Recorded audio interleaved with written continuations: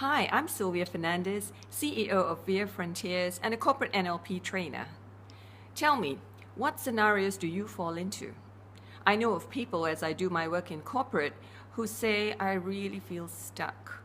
Nothing's working for them. The environment they're working in doesn't give them the freedom to express themselves. They feel like they're dragging their feet to work every day. They're not excited about the role that they're playing in the company. And I ask them, what are you doing here? And they say, well, I'm just here to pay the bills. So that's one scenario. And if you fit in there, just give me a second. The second scenario is maybe you are a really, really successful executive in a company and everything's working for you, but you feel that you're still not quite there in terms of your level of performance. It may be that you have so much more to give the company or even to yourself that you know that there's something more. You know that there is a higher level of performance that you could achieve, but you don't really know what's stopping you. There's something inside you that says, I know that there's something stopping me. That's the second scenario, and some of you may fit into that. The third scenario is you may be a decision maker in the company and someone senior enough to have large teams with you, and you are responsible for the culture of the company and aligning your human capital to the culture of the company. Now, if this is the case, then you are someone who has an ability to make an impact in that company, and you're sort of thinking, I wonder who could help me, or I wonder how I would go about creating effective people and helping the entire workforce get to a point where we can achieve results and improve bottom line results. Now, if you fit into any one of these three categories, you are exactly in the right place, because I'm going to share with you today a little simple technique, a little tool that sort of helps people clarify in their minds exactly where the starting point is. Now, believe it or not, many years ago, I fell into the second category. And I was a corporate person. I worked in organizations, large organizations, for many years. In fact, I'm going to talk to you about who I am, because you're probably wondering, who is this woman? Who is Sylvia, and why is she talking to us? And what does she have that I could learn from? So I'd like to just give you a little bit about my background before we actually get into that little simple tool right after this video ends. And before I start, get yourself a pen and paper, a piece of paper, a nice cozy corner, because I'm going to give you a bit of story about my life. All right, now that you're ready, I just want to let you know a little bit about how I started. Believe it or not, I was a career banker for 13 years, and my last role in the bank was in treasury. I was managing balance sheet risk, interest rate risk, liquidity risk. I was the head of transfer pricing in the Commonwealth Bank of Australia in Sydney. I was born in Malaysia, and I moved to Sydney, many years ago, 20 years ago in 1994. And as my career progressed in banking, I knew I could do my job really well. In fact, my last role in the CBA was absolutely stunning. I had the most wonderful bosses, most wonderful colleagues. I could do my job well. I would leave at 5 o'clock. I was the first one at my desk in the mornings. I just loved everything about it, but I knew that there was something more. And because I knew my job well, I just couldn't imagine doing this for the rest of my life. I was only 38 or something at the time. So I thought, well, I'm going to get out of here and I'm going to honor myself, and I'm going to start this journey of self-discovery without saying those words really in my own mind. I was thinking about it. I knew I had a discomfort in my body. Every day I'd wake up and say, I can't do this anymore. I can't do this anymore. And so I decided to leave. Now my bosses said, they threw my resignation letter back and said, no, you can't do this. You've just moved to Sydney 3 years ago. You have a mortgage over your head. You don't have a job to go to. And I said, no, I have to go. I'm not quite sure why, how, what, but I have to go. Now that was a compelling propulsion for me to leave the bank. And some of you may be feeling like this level of discomfort. This is why I'm talking to you today. So then fast forwarding, I transitioned into headhunting. I ran a banking and finance desk. Then into the IT industry, which I knew nothing about. But the IT.com boom was happening at the time, and some of you may remember that. It was an amazing time, and IT companies were on the growth path. They were looking for recruiters to help them with that growth. And so I thought, well, I'm going to need some serious money as I transition through to whatever it is I'm searching for. And so I decided that I would contract rather than take a permanent job. And so I contracted for large companies. In fact, you'll see the slideshow come up in a second as to all the companies I worked for as an employee. So fast forwarding again, that took me a good 6 years of, transition. Now in that time, believe it or not, there were many people who came my way. That was something I never expected. I made beautiful friends. People came into my life to help me on various levels. And more than anything, I learned a heck of a lot from the people who came into my life. People who actually, taught me what I know today. How to relate to people, the kind of language to use. A lot of, working with senior people, I was headhunting at a very senior level and learning from their experiences. So all of these stories I share with you in the following videos will be a culmination of the experience I've had over the years. So let's fast forward to 2002 when I decided, well, that's enough. The IT.com boom had busted. In fact, it was my last contract at Capgemini Ernst & Young Consulting that made me feel there's something else here and I'm getting quite close to it. By that time, my intuition had already set in. I felt things before I analyzed them in my mind.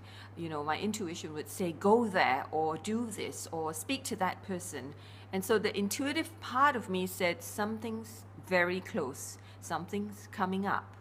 And anyway, my last contract at Capgemini Ernst & Young Consulting, I thought, well, I'm really exhausted from all this hard work. But one great thing, I had accumulated a heck of a lot of money, which I knew I would need at some point in the future.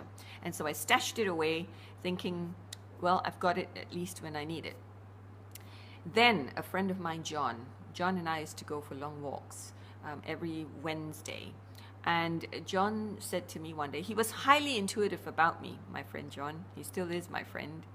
John said to me, Sylvia, you are such a natural communicator and you really should think about doing neuro-linguistic programming. And I turned to him and said, what's that? But, the rest is history, as you can imagine. So I decided that night to go home and Google NLP, which is what it's known as. And I loved everything that I heard and everything that I saw. So what did I do? I decided, as usual, to very impulsively take a year off. I said, I'm going to take a year off and I'm going to do all of the programs in NLP. And if I choose to, if I feel this is right for me, I will continue into a business for myself. But if it's not right, I can always turn back and say, well, it wasn't right for me. I learned a lot and it's time to move on to the next thing. Now, you might think, as I talk to you, that, oh God, she was a rolling stone. And she probably gathered no moss. But there's a difference between a rolling stone that's going nowhere and gathering moss, and someone who's actually learning, progressing. Every time I stagnated, I moved to the next level. Every time I said, I've learned enough here, I moved to the next level. I didn't think, oh, it's only 3 months or it's only 6 months. I didn't care. To me, I wanted to learn. And so that helped me transform myself, revolutionize who I was from a person who lived with banking, facts, figures, macro Excel spreadsheets, to a person today who is working with people. Now, I hope that I've built enough credibility for you to continue to listen to me and come back to our videos every time we put them on, because there is a mound of experience and tons of stories I could tell you about my life that would probably resonate with you if you are looking at some element of change, however big or small it is. And I promise you, I'm going to make them interesting. So enough about me, and let's go back now to what I promised you at the beginning of this video. And that was a simple technique, a little process, a little tool that will help you in your daily life, something that will stop you every time you do something or say something. Am I at cause or am I at effect? So this little tool that I'm going to talk to you about today is called cause and effect. Cause, people who are causing their lives are actually creating what it is they want in their lives. People who are at the effect of life are constantly whinging about someone or other. They are oh, you know, the government should do this, my boss should do that, oh, you know, she should have said that, you know, the shoulds come up, you know, they're constantly at the effect of other people, processes, systems. I mean, we're all at the effect of something in our lives. You know, we are at the effect of which side of the road we drive on, or we are at the effect of policies that the company puts in place as a culture, or, you know, as, you know, statutory regulations that we need to follow. Those are things we can't change unless we are the decision maker inside of that who could actually make that change. But if we're not the decision maker with the authority attached to it, then guess what? We are at the effect of things like that. We're at the effect of hurricanes and environmental conditions that occur in our lives wherever we are living in the world. So we are at the effect of stuff. However, what I'm saying to you is within the boundaries of what is within your control, within my control, I am able to control and to cause and create whatever it is I want. Now listen to the, you know, two types of words I'm going to share with you now. People who are at cause are interested in solutions finding. They're interested in options, in possibilities. They're interested in creating things. They're interested in feedback if something doesn't quite go right. They're interested in how, in the process. How is it that didn't occur? How is it that, you know, happened the way it did? I was expecting for it to happen in a different way. So very different to someone at effect who says, oh, you know, oh, he should have done that. You know, I failed at this, rather than look at it as feedback. You know, when something doesn't occur, they look at it as failure. You know, they see things as limitation. They live within boundaries that they've created themselves in their own mind. You know, quite different to people who are causing their life and saying, hey, this is what I really want and this is what I'm going to create. So the trailblazers, that the people who chart new paths, the leaders in our lives, and you could be a leader too, if not already one, these are the types of people who are actually causing their lives constantly. Now I want you to think about, I'm going to put up a wheel of life picture, an image right now. And I want you to have a look at this, the wheel of life. What's important to you in your life? It could be that, I think with most people in you know, whether you're in an organization or an individual, you are still a human being. And so I'm sure that most people are interested in creating some kind of wealth in their lives, creating, you know, good health for themselves. People who are interested in having great family relationships, or you know, great relationships outside of the immediate circle or sphere of their lives, like people who are colleagues, who are good friends, who are, you know, extended family, whatever it is that's important to you in your life. And this differs from person to person. For some people, family may not be important. For some people, hobbies and interests may not be important. So for some people, spirituality may be very important, but for others, not so. So what I'd like you to do with your pen and paper right now is write down, draw that circle, and create some segments the way you see it on that image. We'll put it up again, and have a look at what you would fill out in this wheel of life. What would you fill out? Would it be what's important to you? Fill out, you know, whether it's health or wealth or family or relationships, spirituality, hobbies, interests, whatever it is. Okay, and think about that, you know, all of these segments in your life that are important to you. And now take it one step further. Are you at cause or are you at effect in these various segments of your life? So for instance, have a look at health for start, because everybody wants to be healthy. So have a look at the health segment. Are you at cause or effect there? Maybe you might be at cause 7 out of 10 if you're living quite a healthy life and you feel that there's just maybe 1 or 2 things you need to tweak, maybe a little bit more exercise so your health could improve, or maybe a little bit more attention to your diet. So you might rate yourself as a 7 out of 10. Someone who's very sickly, who's always falling ill and doesn't have a good immunity to, you know, sickness or illness, may say, oh, I'm a 3 out of 10 and I really need to improve on this side. What are you at effect of then? I want you to ask yourself that question. So the people who are at cause may then say, well, I'm at cause in my health, it's 7 out of 10. So let me move to the next segment. How well am I doing in terms of creating wealth in my life? You know, and then I'd like you to just keep moving down the segments around the wheel of life. And as you do that, shade each part of it and say, all right, 7 out of 10, I've got more to shade. 2 out of 10, I've only got a little bit to shade. Now, as you look then at all the shaded areas, That's your picture for cause and effect. How much are you at cause and where are you at effect?